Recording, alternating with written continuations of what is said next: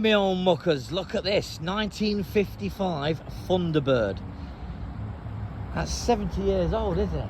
Yeah, 70 years old, and it's got the same interior from all them years ago. Look at the steering wheel, man. Look at the speedometer.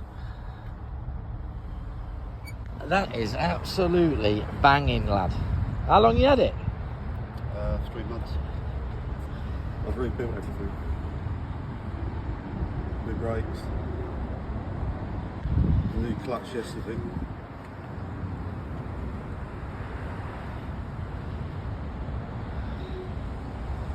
Is it not supposed to have a number plate on the front?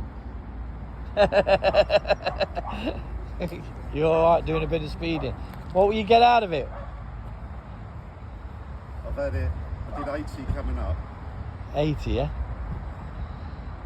That is classic, man, that is, isn't it? Hey, anyway, don't forget to like, share, follow, and leave your comment on this 1955 Thunderbird.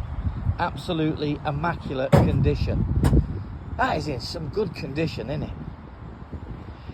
Ciao for now, and keep smiling.